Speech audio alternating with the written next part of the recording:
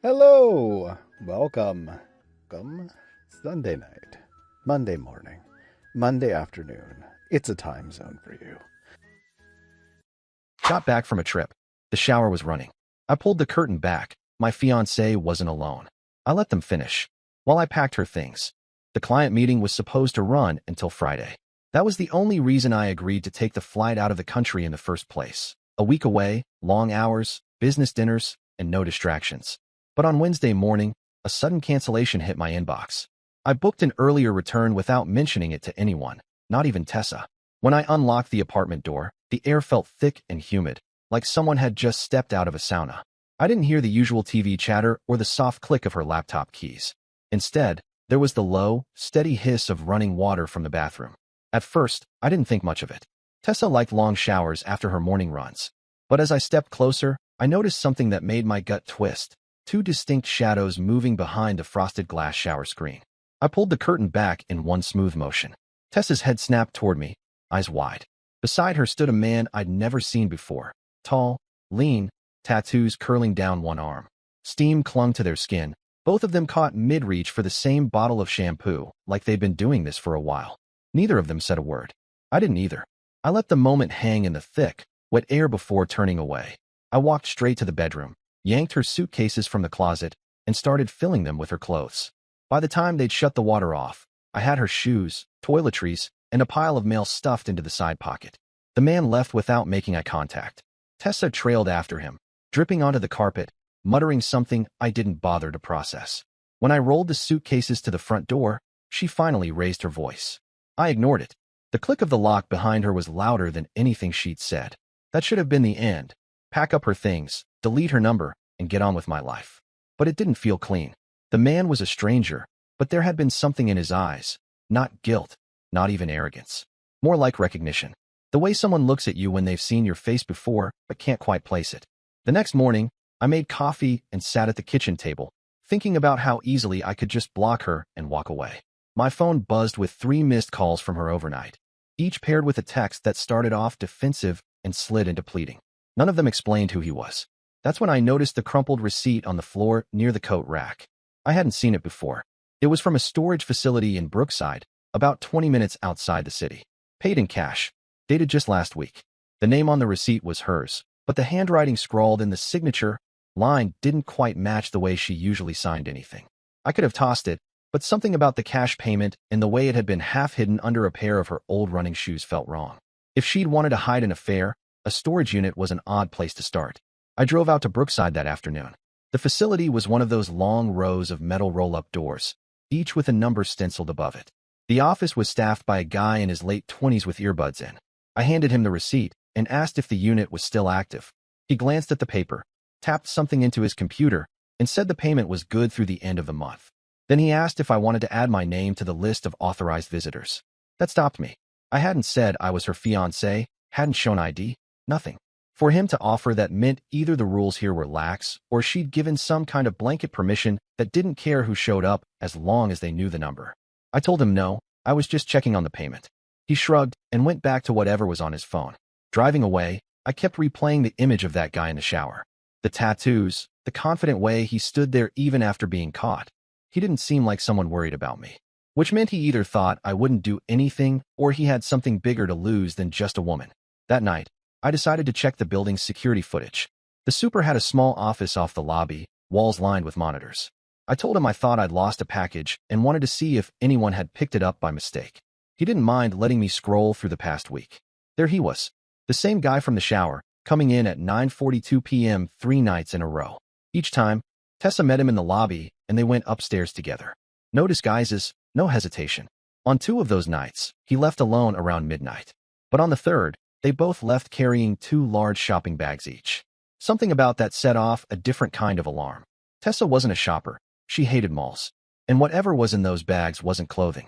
The way they carried them, stiff and careful, was more like moving fragile equipment than new shoes. The thought crossed my mind that maybe this was more than a personal betrayal. Maybe I'd been living with someone involved in something she didn't want me to see. The next morning, I dug through the drawers in our bedroom. In the back of her nightstand, behind a stack of old birthday cards, was a tablet I hadn't seen before. It was logged into a Gmail account that didn't use her name. I told myself I wouldn't snoop, but the curiosity won. The inbox was filled with payment confirmations from online marketplaces I didn't recognize. Most of them were for high-end electronics, drones, gaming laptops, studio cameras, all marked as shipped to various addresses across the state. None of them matched ours. There were also long threads with usernames instead of names. The tone was cold, businesslike. Phrases like final batch and meeting spot confirmed jumped out at me. And then there was a folder of photos, hundreds of images of boxed merchandise stacked in what looked like a storage unit. It didn't take much to connect the dots. The man from the shower wasn't just some fling. He was part of whatever side hustle she'd been running. The storage unit receipt was the breadcrumb I wasn't supposed to find. That evening, I called Patrick, an old friend from my army days who now worked private security for a shipping company. I gave him the partial license plate I'd spotted in the lobby footage and asked if he could run it through his contacts. He said he'd get back to me in a few days. 2 hours later, he called back. The car was registered to a Colin Mercer. No criminal record, but several flagged incident reports as a person of interest in theft investigations. Nothing pinned on him yet, but enough for Patrick to tell me to be careful. I sat in the dark living room, staring at the storage unit receipt on the coffee table. This wasn't just infidelity. This was organized, deliberate, and possibly dangerous. And I'd walked right into it without realizing the depth of it until now. The problem was, if I moved too fast, I'd tip them off. If I waited too long, they could clear out whatever was in that unit and disappear.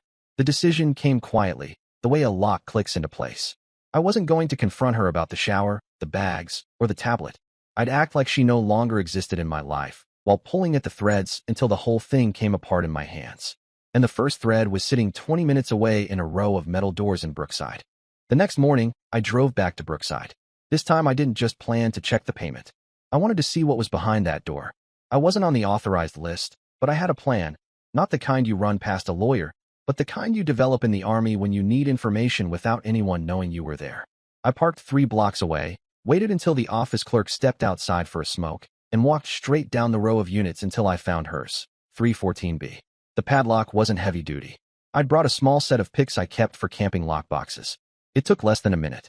The metal door rattled upward, the sound echoing in the long corridor. Inside was nothing like what I expected. It wasn't a messy pile of personal junk. It was clean, organized, more like a small-scale warehouse. Stacks of sealed boxes lined both walls. Most had brand names stamped across the sides: Apple, Sony, DJI. Every box was pristine, factory tape intact. But the real surprise was toward the back. Against the far wall stood a metal shelving unit with 5 large handbags sitting in clear dust covers. Not just any handbags: Hermes, Chanel, Dior. Each worth thousands. And next to them, an open laptop humming quietly on a folding table, screen glowing with a Gmail login page. The name at the top wasn't Tessa's. It wasn't even close. The inbox was full of ongoing threads about deliverables and client satisfaction. Attached were spreadsheets listing serial numbers, model IDs, and delivery addresses. Some of the addresses matched the ones I'd seen on her hidden tablet. I scrolled further down and found something that made my stomach knot. An email chain between this account and someone calling themselves badge_9. The messages were encrypted looking at first, but then I realized it was just deliberate shorthand and code. Lines like B9 clear and unit sweep 0 stood out. Then there were payment confirmations, direct transfers from anonymous accounts, each in the thousands. This wasn't random side hustling. This was organized theft, possibly coordinated with someone inside law enforcement. I stepped back, took out my phone, and shot quick photos of everything: the boxes, the bags, the laptop screen, the shelving unit. I kept my gloves on the whole time. Before leaving, I relocked the unit exactly as I'd found it. Driving home, I kept thinking about Colin's eyes that day in the shower. It wasn't fear. It was calculation. The kind of look someone gives when they're deciding if you're a threat to their operation. That night, Patrick called. He dug deeper on Colin. Aside from the flagged incident reports, there were rumors, nothing that made it to official files, about him acting as a middleman for stolen tech. The kind of guy who didn't do the actual lifting, but knew how to move merchandise without it touching his name. Ryan, Patrick said, if she's with him, she's not just cheating. She's in it up to her neck. And if there's a cop in the mix, you can't go to the local precinct. That'll tip them off. The next morning, I decided to test something. I sent Tessa a short, vague text. Need to talk about the Brookside thing. No other details. Within 5 minutes, she called, first sounding casual, then sharp when I didn't pick up. Over the next hour, I got 3 more texts, each less patient than the last. She never mentioned the storage unit outright. but the urgency in her tone was enough confirmation for me. Patrick and I agreed on a plan. He'd tap one of his off-duty contacts in a neighboring county, someone not tied to the city's chain of command, to quietly check the plate numbers I'd gathered from the storage facility's parking lot cameras. He also wanted me to pull more data from the laptop in the unit, which meant going back in. 2 nights later, I returned. I'd timed it for the last 20 minutes before the facility closed, when most tenants had already cleared out. This time, I plugged a small thumb drive into the laptop and copied everything: emails, spreadsheets, contact lists. It took almost the whole 20 minutes, but before I left, I spotted one more detail. On the inside wall of the unit, taped above the folding table, was a printed itinerary. 2 names, 2 flight numbers, a departure date just 3 days away. Destination, Montreal. I didn't need to guess who the 2 passengers were. Tessa and Colin weren't just running this operation here. They were about to leave. And if Montreal was the real destination, there was a good chance they weren't planning to come back. The thumb drive's contents were worse than I'd thought. Patrick called me the next day after going through the files. There were not just sales records but also lists of items that had been flagged, stolen from police evidence rooms, seized during unrelated investigations, then never logged back in. Whoever badge_9 was, they were pulling these items out and funneling them straight into Tessa and Colin's hands. Patrick's contact in the neighboring county confirmed something else. Badge_9 matched the login code for a Sergeant Miller in our city's property crimes division. No prior discipline on file, but now his name was directly tied to transactions for stolen property. We were now in dangerous territory. Patrick wanted to hand it over to his friend in state police right away, but I suggested we wait. If Tessa and Colin left for Montreal, they might take the rest of the evidence with them. Or worse, Miller could catch wind of the investigation and disappear. So we decided on a middle ground. We'd keep collecting until the day before their flight, then turn it all over to the state police in one package. That way, they could hit all 3 at once: storage unit, apartment, and airport. I played my part by keeping silent. I didn't answer Tessa's calls, didn't block her, just let the unanswered messages pile up. The less she knew about my movements, the better. But I wanted to rattle her just enough to make her rush. So 2 days before the planned sting, I sent her one more message: "Hope Montreal works out for you." It was like lighting a fuse. Within an hour, she'd left me a voicemail, half snarling, half panicked, demanding to know who I'd been talking to.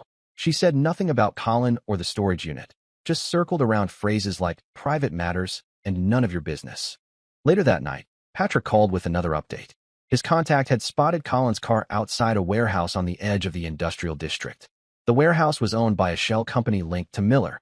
We didn't have the legal grounds to enter, but the implication was clear. The operation was bigger than just one storage unit.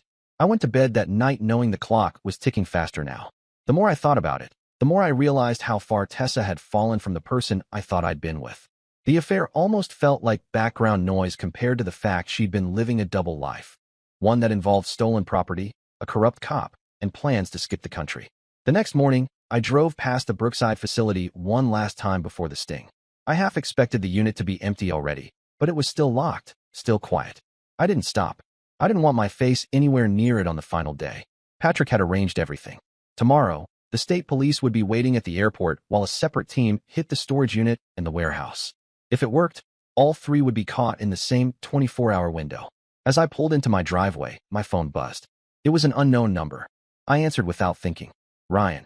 A male voice said, low and even. "You need to stop looking into things that don't concern you." I didn't speak. The silence stretched. "You think you're clever," the voice went on, "but you're not the only one watching." The line went dead. I sat there in the car, hands still on the wheel, and realized the game had just shifted again. Someone knew I was digging, and they were close enough to reach out directly. And tomorrow, if one thing went wrong, I might not just be ending an engagement. I might be putting myself on the wrong side of the people who'd built this entire operation. The anonymous call from the night before hadn't been a bluff. If someone had my number and the nerve to warn me off, it meant my presence in this mess was no longer incidental. I was officially on their radar. Patrick didn't waste time. The morning became a rush of encrypted calls between him and the state police contact, who confirmed the sting would still happen, but with the timeline moved up. They cut the window by a full day. If word had leaked, every hour we waited increased the chance that Colin, Tessa, and Sergeant Miller would clear everything out and vanish. The original plan was straightforward: arrest the 2 passengers at the airport, hit the storage unit and the warehouse at the same time. But when you compress a plan into a third of the intended time, simple turns into improvised. By midday, Patrick called again, his voice tight. Colin's car had been seen outside Tessa's apartment building. He wasn't supposed to be anywhere near there. The assumption had been they'd be laying low until their flight. That change in behavior meant they were either moving something early or checking if I'd backed off. Patrick told me to tail them if they left, keeping my distance. About 20 minutes later, Colin walked out carrying a large duffel bag, Tessa right behind with a smaller one. They loaded the trunk and drove off. I followed 4 cars back until they pulled into the industrial district, straight to the warehouse Patrick's contact had flagged. The gates were open, 2 men loading crates into a panel van. I parked down the block, camera ready.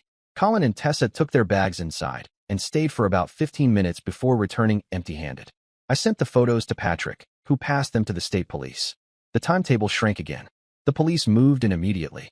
2 teams went out, one for the warehouse, one for the storage unit. The airport arrest would have to wait. If Colin and Tessa got spooked here, they'd never show at the gate. Watching the warehouse, I expected the unmarked SUVs to roll up quietly. Instead, a black sedan pulled in first. From the passenger side stepped Sergeant Miller. If he saw law enforcement coming, he'd bolt or tip off the others. I told Patrick. His reply was short, "We move now." The takedown was quick, but messy. The state police team hit the side entrance, but one of the loaders spotted them and yelled. In the scramble, Miller ran for the back door and straight into an officer covering the perimeter. Inside, Colin and one warehouse guy were caught trying to pry open a crate. The duffel Tessa had carried and sat on the floor, filled with smaller boxes of watches, phones, and jewelry. Tessa wasn't there. I scanned the street, but she had slipped out before the raid started. No one saw her leave, which meant she'd used another exit. I guess where she'd gone. The storage unit. If she'd been warned, she might try to clear it before the police arrived, or destroy whatever linked her to Miller directly. I drove to Brookside and saw her car. The door to 314B was halfway up. Tessa was inside, pulling boxes off shelves and tossing them into her open trunk. She froze when she saw me, then straightened, eyes flicking to the padlock dangling from the latch. She spat words heavy with venom, but I didn't bother engaging. I stepped inside, blocking the exit. The laptop was gone. The handbags were gone. She noticed me notice. She told me I didn't understand what I'd stepped into, that this wasn't about me, that I was already dead if I kept going. I told her the police were on the way, and that leaving now would only make her look worse later. For a moment she calculated, then bolted for her car. I let her go. Every move she made now was another nail in her own case. Minutes later, the state police team arrived. I gave them the partial inventory still on the shelves and told them what she'd taken. Colin and Miller were already in custody. They just needed her. They picked her up 2 miles away, still in possession of the handbags and a backpack full of documents tying her to both the warehouse and Miller's transfers. Patrick called as they loaded her into the back of an SUV, telling me I'd just saved them weeks of paperwork. But I knew better. People like Miller don't talk unless they have to, and people like Tessa only talk when it suits them. There would be fallout, the kind that doesn't make the news. And from the look she gave me through the tinted glass, I knew she wasn't done playing. Tessa's arrest at the storage unit should have been the end of it, but the next 48 hours made it clear that endings in situations like this are never clean. That night, Patrick's contact from state police called to say all 3, Tessa, Colin, and Sergeant Miller, were booked. The warehouse was sealed, the storage unit locked as evidence, and the seized inventory was already being cataloged. On paper, it looked airtight. The first cracks showed the following morning when my phone lit up with a string of messages from unknown numbers. Some were threats, short, crude warnings to keep quiet or drop the statements. Others were stranger, almost polite reminders that testifying can be dangerous. Patrick told me to forward everything to the state police, but his tone carried the unspoken truth. People connected to Miller's network might not care that their guy was behind bars. By midday, the story had hit the local news, not because of Tessa, but because of Miller's name. A decorated sergeant from property crimes charged with conspiracy, theft, and abuse of authority was worth headlines. They ran his booking photo alongside a blurred image of Colin being led from the warehouse. The report barely mentioned a female associate, but it was enough for mutual acquaintances to connect the dots. I woke up the next day to find my social media quietly flooded with speculation.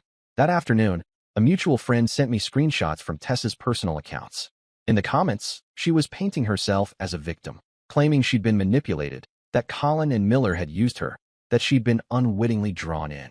She left out the part about the stolen handbags and the backpack full of documents in her car when she was caught. Patrick told me not to engage, but I knew that if she controlled the narrative among our shared circles, it wouldn't just be about gossip, It could affect how the prosecutors handled her cooperation. I still had the photos I'd taken in the storage unit before the raids. I sent them to Patrick's contact, who promised they'd go into the official case file. Once that evidence became part of discovery, her "I didn't know" defense would look ridiculous. A week later, I was called in to give a formal statement.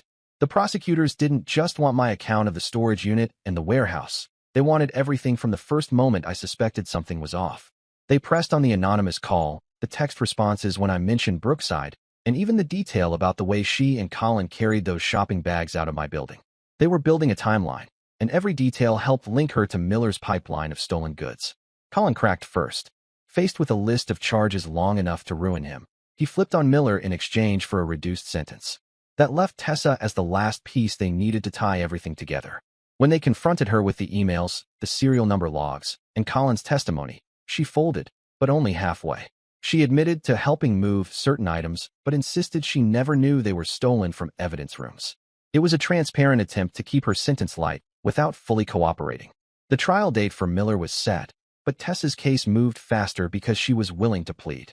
She took a deal: 18 months in county jail and 3 years probation. The handbags, the laptop, and everything in the storage unit were forfeited as evidence. Colin was looking at 5 years in state prison. Miller's charges carried the possibility of more than a decade. When the sentences were made public, any remaining sympathy for Tessa evaporated. Her parents, who had avoided speaking to me since the breakup, quietly reached out, not to apologize, but to ask if I could help recover some of her personal property that hadn't been seized. I told them it had all been turned over to law enforcement, which was true, and that I wanted no further involvement, which was also true. Even after the legal dust began to settle, I stayed careful. I changed my number, moved to a different apartment, and made sure the new address wasn't connected to any of my old accounts. Patrick warned me that networks like Miller's sometimes had loose ends, and while most of them would move on, it was better not to be easy to find. Months later, a news article confirmed Miller's conviction on all counts. Colin's sentencing was final, and Tessa had been moved to a minimum security facility. I read it once, closed the tab, and left it at that. Looking back, the day I pulled the shower curtain back wasn't the day I caught my fiancée cheating. It was the day I stepped onto a trail that led straight into the middle of a criminal operation. If I'd just thrown her out and walked away, she'd probably be in Montreal right now, running the same play with someone else. Instead, she ended up right where she belonged, and I walked away with more than closure. I walked away knowing that some endings aren't about revenge or forgiveness. They're about removing yourself completely from the world that person lives in and making sure they can't pull you back. And that's the story. If you're still here, that means you're one of us. So go ahead, hit that subscribe button. I drop new chaos every single day, and trust me, tomorrow's story, it's even worse than this one.